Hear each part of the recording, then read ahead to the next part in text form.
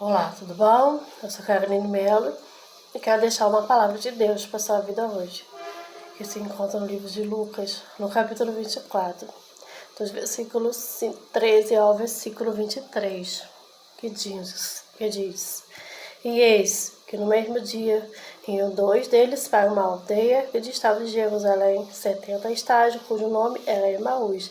E iam falando entre si de tudo aquilo que havia sucedido, e aconteceu que indo eles falando entre si, fazendo perguntas um para o outro, o mesmo Jesus se aproximou e ia com eles, e os olhos deles estavam como que fechados para que não o reconhecessem.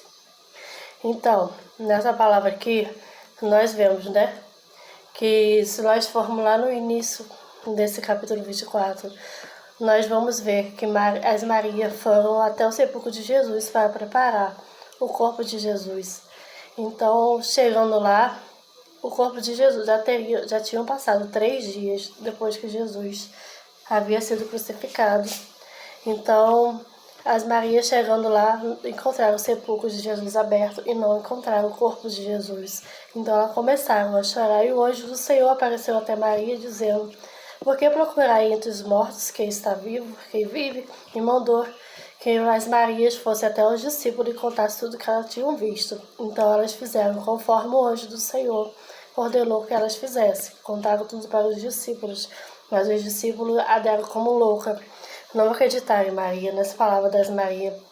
Então, no capítulo 13, nós vemos que esses discípulos, eles caminhavam discutindo sobre tudo aquilo que tinha acontecido. Eles estavam tristes, porque já tinham passado 3 dias da morte de Jesus e Jesus não tinha ressuscitado. Então, Jesus apareceu para eles e caminhando junto, Jesus perguntou quais são aquelas palavras que eles estavam caminhando, e trocando entre eles e por que eles estavam tristes. Então, eles responderam se Jesus era apenas um visitante ali na cidade, que Jesus não estava sabendo tudo o que estava acontecendo, mas eles estavam lado a lado com Jesus. Mas o que fez com que eles não reconhecessem Jesus foi a incredulidade deles, porque as Marias contaram tudo que o anjo do Senhor havia ordenado que contasse aos discípulos, mas esses discípulos estavam com olhos fechados. Então Jesus não permitiu que o reconhecesse, porque eles estavam distantes de Jesus. A incredulidade deles fez com que eles não vissem Jesus. Então, lá no versículo 24, diz que quando eles foram caminhando até o seu caminho.